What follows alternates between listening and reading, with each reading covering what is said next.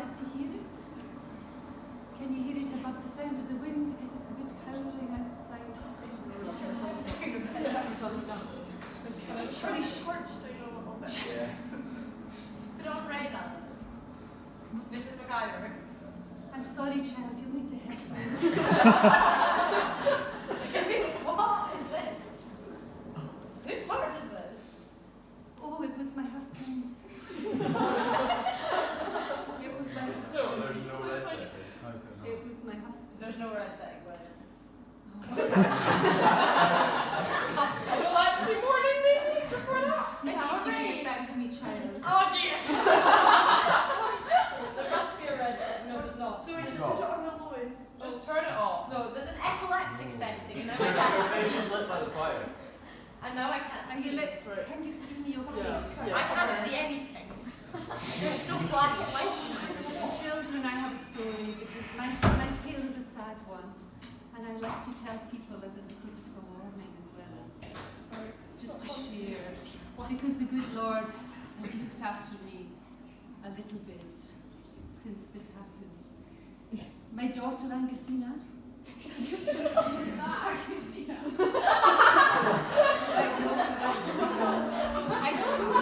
I don't know who this person is. I'm sorry, children, can you see somebody here? Because I don't see anybody. I'm somebody. Are we not anybody? I can see you, but I don't know who you're talking about. There's nobody just here, I'm just on myself. Angusina's up in her bed. She's my daughter. She was dead. No, my daughter's up in her bedroom. She's a lovely child. But she was a little bit ill, which why is the problem arose in the first place. Angusina is a very good child. She's been good to me all my life. I was so fortunate to have a little girl. She's now 12. Unfortunate. How old? I was unfortunate just to have the girl. I would like to have had a boy. But God's ways are God's ways, as you know.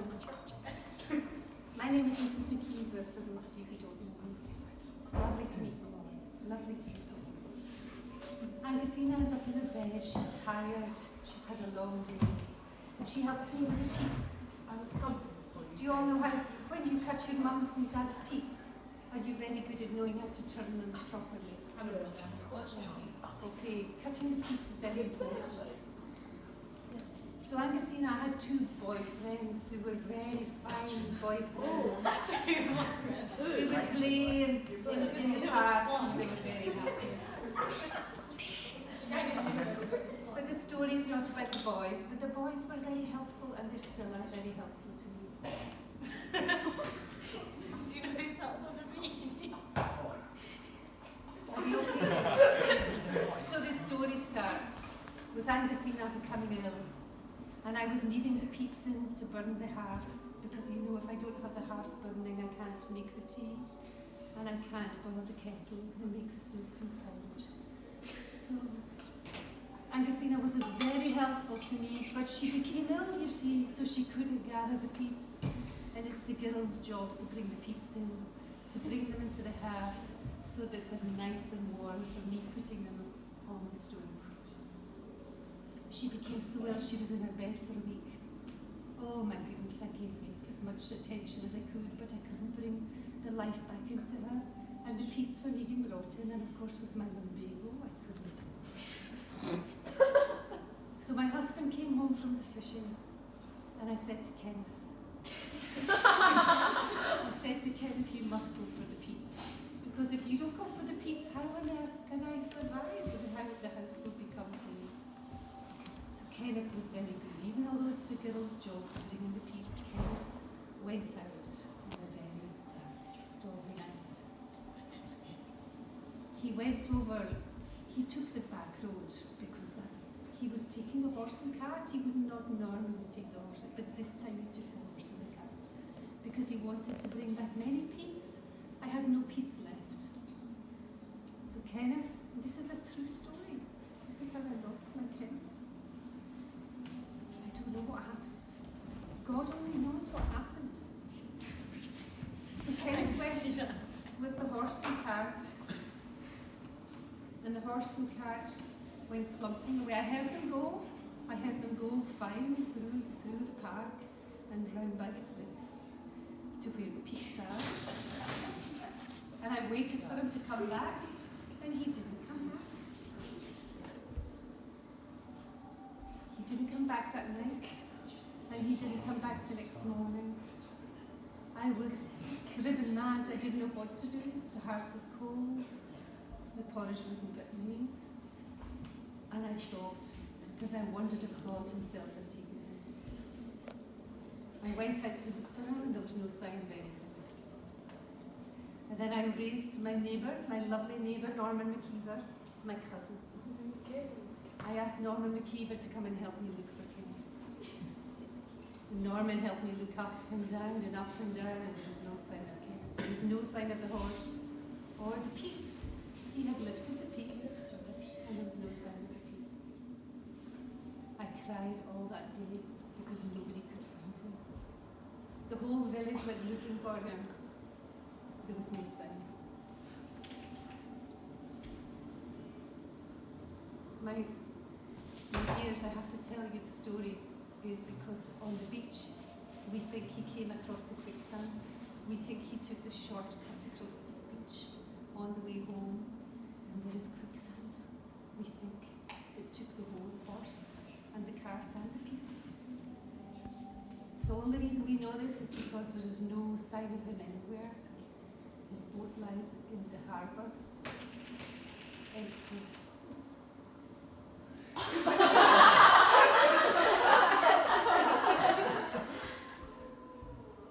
It's a sign. I tell you that 3 weeks later, up on the beach, washed his cap. His cap. Like a hat. And the horse's bridle. And to this day, 5 years later, this is the only thing we have of my Kenneth.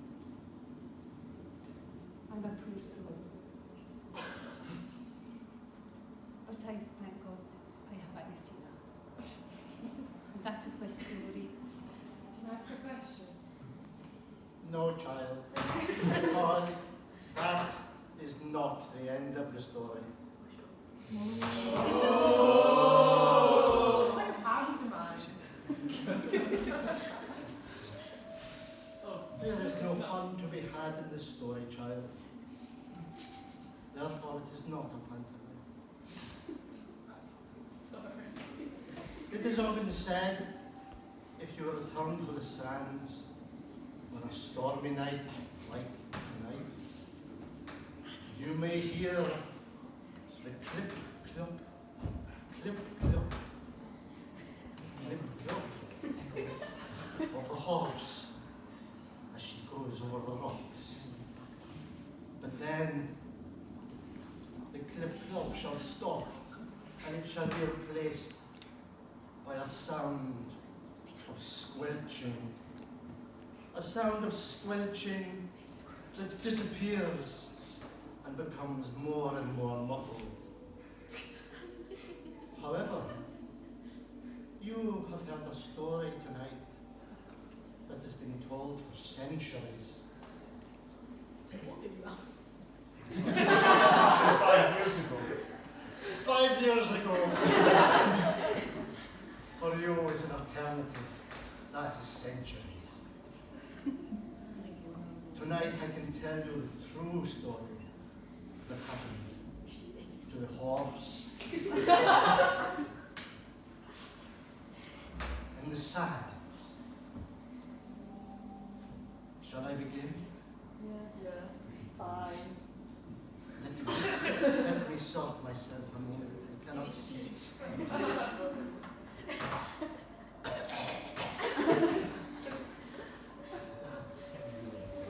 Feel a chill in the air. Do you feel it too, woman? Do you hear anyone talking? No, don't worry about it. What we can see. Let me begin. We may be here for some time.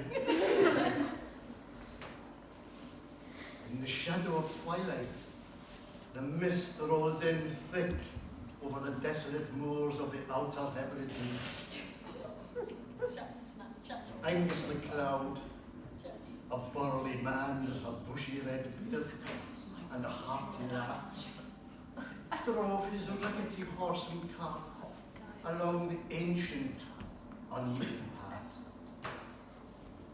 His faithful steed, Morag, plodded along dutifully, and Oh, I thought you said duty. dutifully unaware of the eerie happenings that had befallen many a traveller on these lands. The villagers, they often spoke of the moors being haunted, but Angus scoffed at such superstitions. Tonight, though, the fog seemed heavier, almost alive, and the air buzzed with an unsettling silence.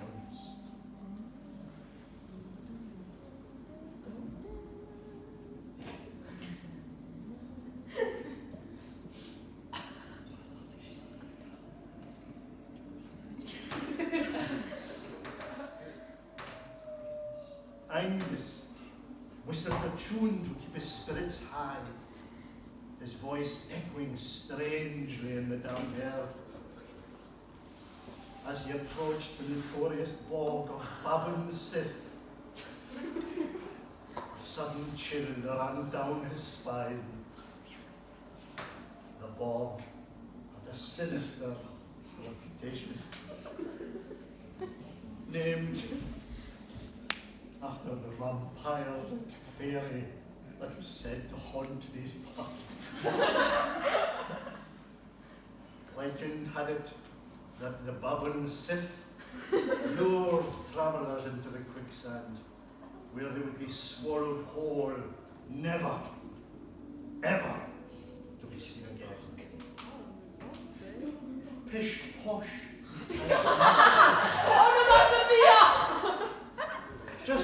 Just tales to scare wee bairns.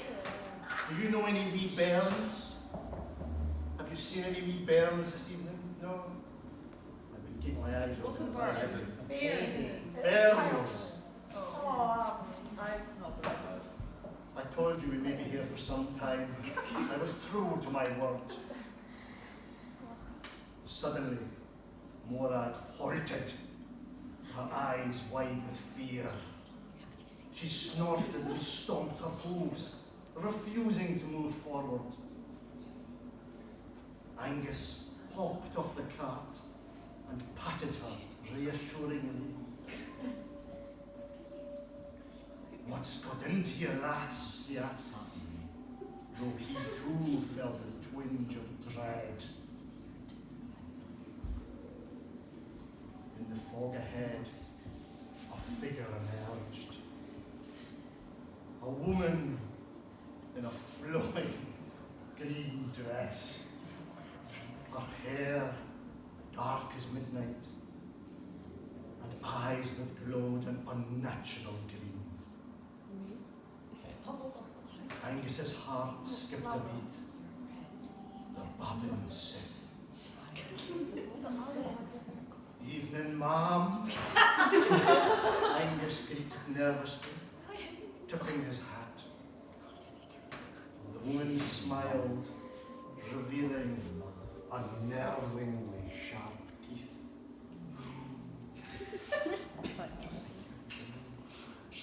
Good evening, Angus. She purred. Her voice.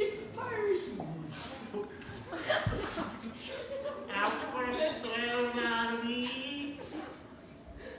Aye, just delivering some goods to the next village, Angus stammered. Oh, I do love a man who works hard, she said, stepping closer. But it's so dreary out here alone. Won't you stay and keep me company? Angus swallowed hard. Begging your pardon, ma'am, but I must be on my way. Such a shame, she sighed, her eyes flashing dangerously. But if you must go, allow me to give you a little push. With a wave of her hand, the ground beneath Angus and Morag turned to liquid. They struggled, but the more they fought, the faster they sank. The bobbin Sith laughed, a chilling sound that echoed across the moors.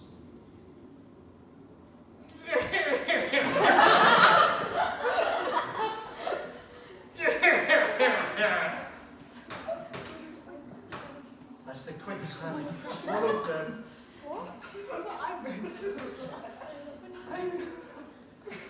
Angus had a sudden inspiration. Wait, he cried. Aren't you supposed to grant me a final wish? The Bobbin Sith paused, intrigued.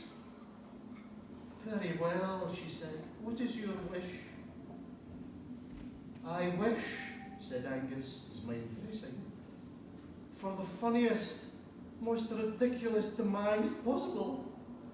If I'm going out, I want it to be a tale they'll laugh about for centuries. The Bobbin Sith raised an eyebrow, but couldn't resist such a request. She snapped her fingers, and in an instant, you won't believe what happened next. Can you? Can you guess? Can any of you think what happened next? No? I didn't think so. Angus and Morag found themselves atop a giant whoopee cushion that let out an enormous, echoing fart as they were finally engulfed by the quicksand. The villagers, they heard the sound, and upon investigating, found no trace of Angus or Morag. No, only the lingering sound of laughter carried on the wind. And so, the legend of Angus MacLeod grew, not as a tale of horror, but as the story of the man who, even in his final moments, refused to take life too seriously. The bog of Bobbin Sith became a place of fear and mirth, and travellers would often leave behind whoopee cushions in memory of the man with the heartiest laugh in the Hebrides. So if ever you find yourself on the sands on a night like tonight, remember, take a whoopee cushion and don't be scared. I hope you enjoyed my story. Bless you all, and good night. I'm awake to my bed now. Me too. You've heard 2 stories tonight. One of them true. Yes, only one of them is true, and you know which one is true. You've Only heard a the true ones. story about Angus MacLeod, and you've heard a story about Kenneth MacLeod. You can decide which one is true. Goodbye, children. Goodbye, children. I don't know, imagine he actually becomes like this.